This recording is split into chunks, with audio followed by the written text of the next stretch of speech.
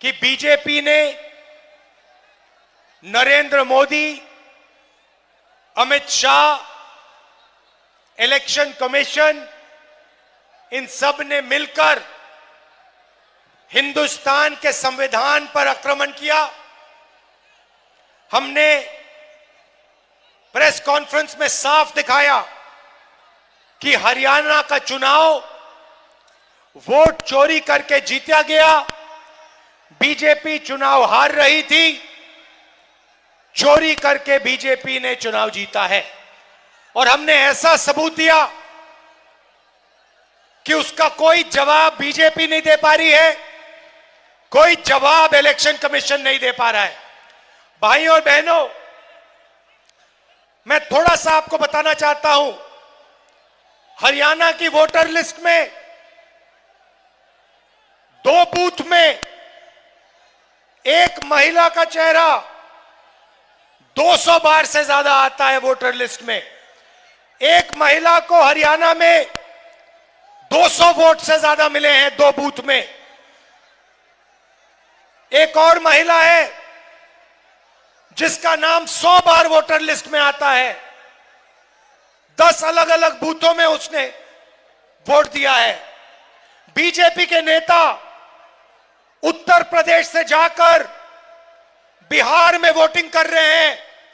उनका वोट उत्तर प्रदेश में है, उनका वोट बिहार में है, हरियाणा में है। हजारों लोग उत्तर प्रदेश में वोट करते हैं और वही लोग जाके हरियाणा में वोट कर रहे हैं। भाइयों और बहनों, सबसे बड़ी बात, ब्राजील की एक महिला जो हिंदुस्तानी नहीं है, उसको हरियाणा के चुनाव में इलेक्शन कमीशन ने 22 वोट दिए हैं। मैं आपको क्यों बता रहा हूं?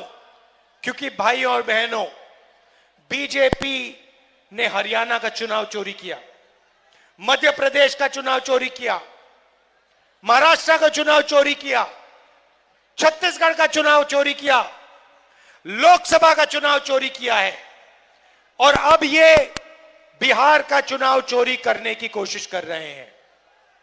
बिहार में इन्होंने हजारों लोगों का नाम वोटर लिस्ट से निकाले। किसके नाम?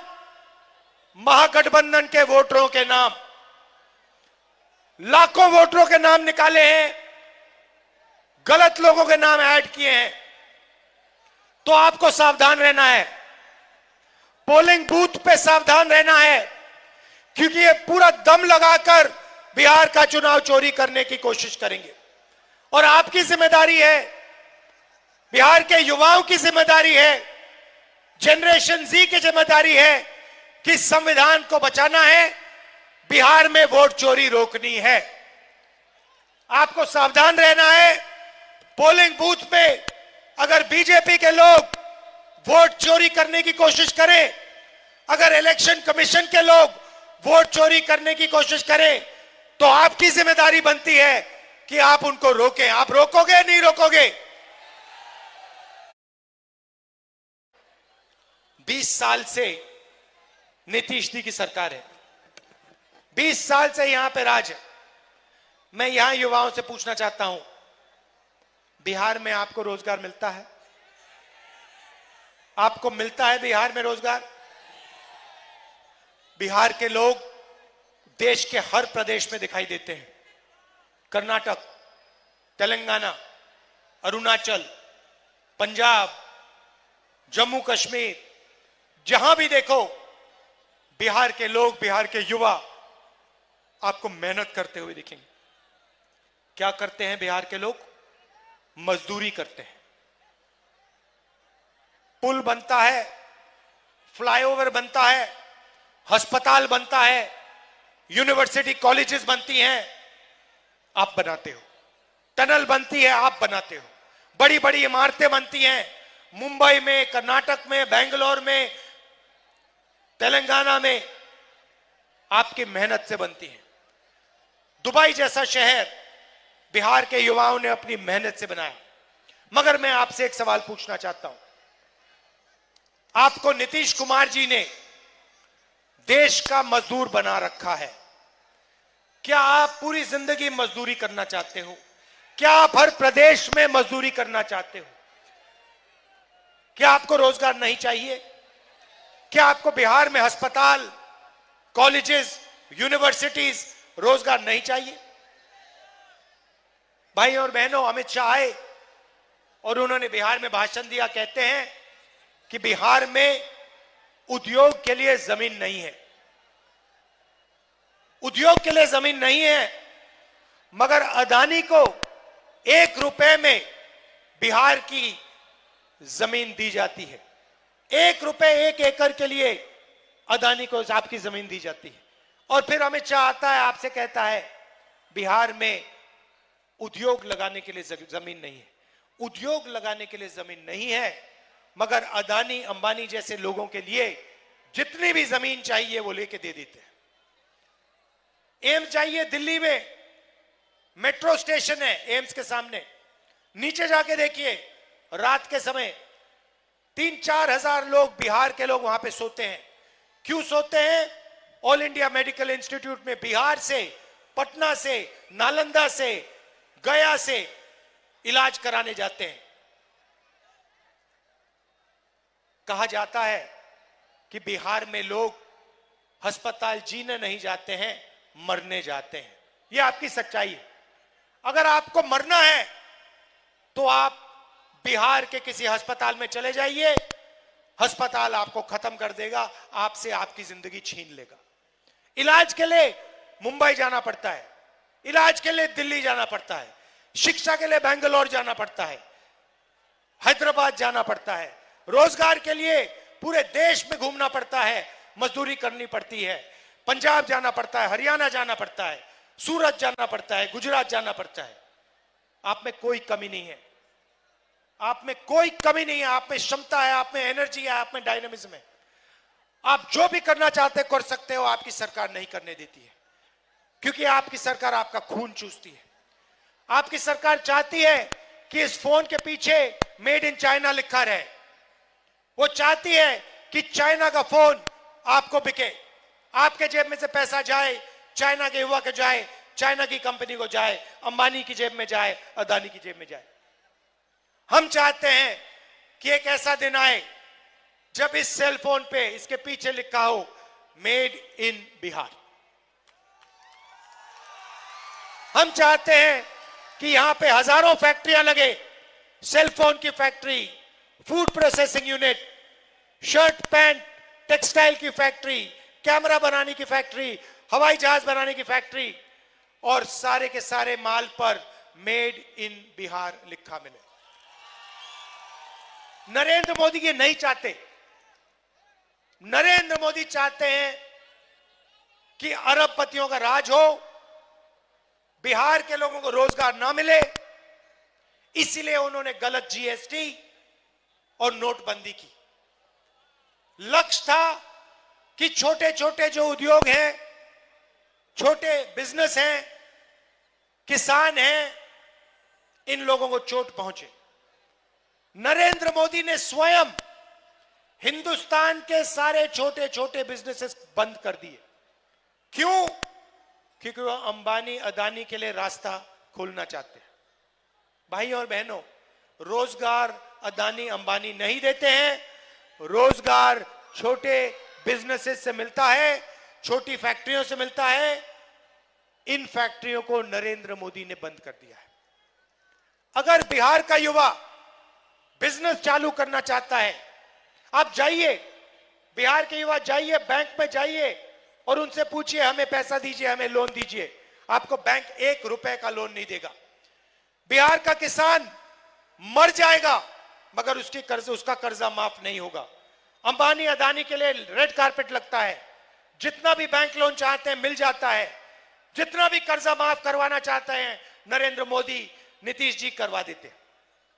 हम इसको बदलना चाहते हैं। हम चाहते हैं कि बिहार में कॉलेजेस, यूनिवर्सिटी लगे। नालंदा यूनिवर्सिटी पहले यहां हुआ करती थी, पूरी दुनिया से लोग आते थे। बिहार की महागठबंधन की सरकार एक बार फिर सरकारी कॉलेजेस, सरकारी यूनिवर्सिटी, सरकारी अस्पताल खोलने का काम करेगी। हमारी पूरी कोशिश होगी कि बैंक के दरवाजे बिहार के युवाओं के लिए, बिहार के एंटरप्रेन्योर्स के लिए खोले जाएं। और आप सब छोटे छोटे उद्योग, अपने बिजनेस चालू करो। भाइयों और बहनों, बिहार की सरकार, महागठबंधन की सरकार शिक्षा पे काम करेगी, यूनिवर्सिटी कॉलेजेस खोलने का काम करेगी। मगर मैं भी आपसे एक वायदा करना चाहता हूं, पर्सनल वायदा है, राहुल गांधी का वायदा है। पहले यहां पे नालंदा यूनिवर्सिटी थी, दुनिया से इधर लोग आते थे, चाइना से आते थे, जापान से आते थे, कोरिया से आते थे, वियतनाम से आते थे, थाईलैंड से आते थे, इंग्लैंड से आते थे, जर्मनी से आते थे। क्यों आते थे? नालंदा यूनिवर्सिटी में पढ़ाई करने आते थे। बिहार आते थे, बिहार में शिक्षा लेने के लिए आते थे। आज बिहार में जो ईमानदारी से पढ़ाई करता है उसके लिए पेपर लीक है, उसे परे कर दिया जाता है, और झूठे लोगों को, जिनके रिश्तेदारी है, जिनके लोगों को बीजेपी के लोगों से जानकारी है, उनको एग्जाम का पेपर दिया जाता है। मेरा वायदा है कि जैसे ही दिल्ली में इंडिया गठबंधन की सरकार बनेगी, आप लिख के रख लो, राहुल गांधी और इंडिया गठबंधन की सरकार दुनिया की सबसे बेहतरीन यूनिवर्सिटी बिहार में खोलेगी। उस यूनिवर्सिटी में दूर दूर से लोग आएंगे, जापान से, कोरिया से, चाइना से, शिक्षा लेने के लिए, पढ़ाई करने के लिए। दूसरी बात, बिहार में टूरिस्ट आते हैं, जापान से आते हैं, कोरिया से, चाइना से, वियतनाम से आते हैं, मगर आपकी सरकार टूरिज्म पर फोकस नहीं करती। आपकी सरकार नहीं चाहती कि बिहार में टूरिज्म बढ़े। महागठबंधन की सरकार आएगी तो हम बिहार में टूरिज्म पर पूरा फोकस करेंगे और बिहार के युवाओं को फायदा होगा, टूरिज्म से फायदा होगा, होटल खोलेंगे, रेस्टोरेंट खोलेंगे और लोगों को आमदनी मिलेगी। भाइयों और बहनों, हम आपके जेब में पैसा डालना चाहते हैं। मैं आपसे पूछना चाहता हूं, नरेंद्र मोदी जी आए, उन्होंने आपसे कहा, बिहार के युवाओं से कहा, भाइयों और बहनों, हमने डेटा के दाम कम कर दिए हैं, इतने कम कर दिए हैं कि बिहार के युवा रील बना सकते हैं, फेसबुक पे जा सकते हैं, इंस्टाग्राम पे जा सकते हैं। भाइयों और बहनों, रील, फेसबुक, इंस्टाग्राम 21वीं सदी का नशा है। ये आपके ध्यान को भड़काने का तरीका है। 21वीं सदी का नशा है। और नरेंद्र मोदी ने आपको यह नहीं बताया कि जब आप रील बनाते हो, जब आप वीडियो बनाते हो, जब आप इंस्टाग्राम पे जाके देखते हो, तो पैसा आपके जेब में नहीं आता है, अंबानी अदानी के जेब में जाता है, जियो के जेब में जाता है। मैं आपसे पूछना चाहता हूं, आपके प्रधानमंत्री यहां आए और उन्होंने आपसे कहा कि आपको उन्होंने 21वीं सदी का नशा दिया है। जो काम पहले शराब से होता था, ड्रग से होता था, वो आज इंस्टाग्राम, फेसबुक से होता है। 24 घंटे युवा रील देखते रहते हैं, एक दूसरे को वीडियो देते रहते हैं। मैं आपसे पूछना चाहता हूं, आपके जेब में इंस्टाग्राम से, फेसबुक से, रील बनाने से कितना पैसा आया? जेब में पैसा आया? आप रोजगार चाहते हो या इंस्टाग्राम चाहते हो? आप रोजगार चाहते हो, आप रोजगार चाहते हो, फेसबुक चाहते हो। प्रधानमंत्री ने आपको यह क्यों नहीं बताया कि मैंने आपसे रोजगार छीना है, मैंने चाइना के युवाओं को रोजगार दिया है, मैंने बिहार के युवाओं को मजदूर बनाया है? यह क्यों नहीं कहते आपसे? क्योंकि यह सच्चाई है भाई। हां,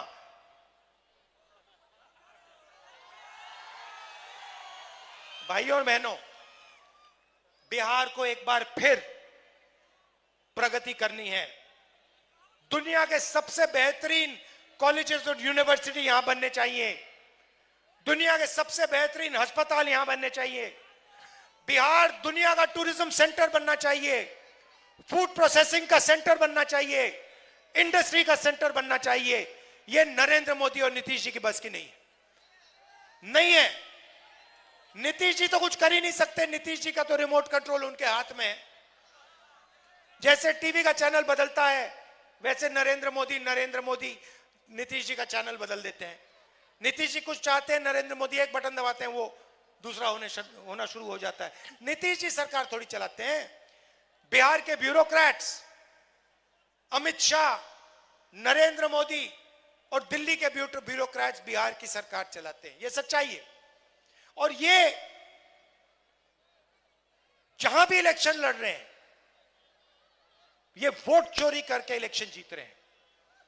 हमने आपको कर्नाटका के बारे में दिखाया, आनंद के बारे में, महाराष्ट्र में एक सीट है वहां के बारे में दिखाया, और कल पूरी दुनिया को हमने दिखाया कि बीजेपी ने, इलेक्शन कमीशन ने हरियाणा का चुनाव चोरी किया है। और मुझे लगता है कि पिछला चुनाव बिहार में भी इन्होंने चोरी किया था। तो इस बार वोट चोरी नहीं होने देनी है। बिहार के युवा, यह आपका भविष्य है। Narendra Modi, Amit Shah, election commission vote चोरी में लगे हैं। आपकी जिम्मेदारी बनती है संविधान की रक्षा करना है, वोट चोरी नहीं होने देना है बिहार में। आप सब दूर दूर से आए, दिल से आपका धन्यवाद करना चाहता हूं। जैसे पप्पू यादव जी ने कहा,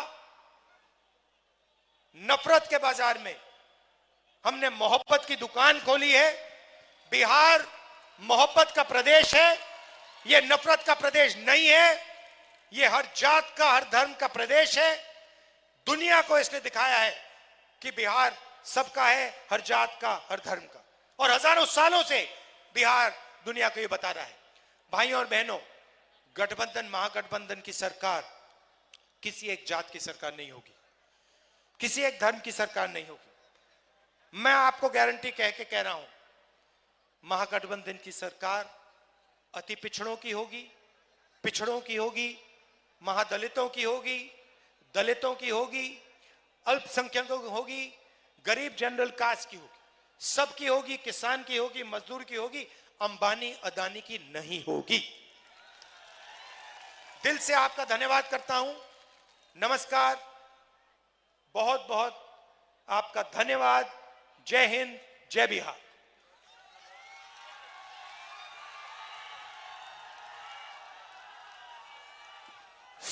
बहुत बहुत धन्यवाद राहुल जी, आप आए। कसबा विधानसभा क्षेत्र की जनता की ओर से आपको बहुत बहुत धन्यवाद। अब धन्यवाद करेंगे हमारे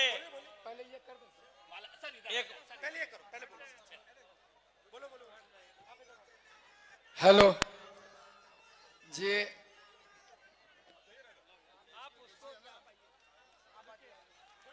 राहुल गांधी जिंदाबाद, राहुल गांधी जिंदाबाद।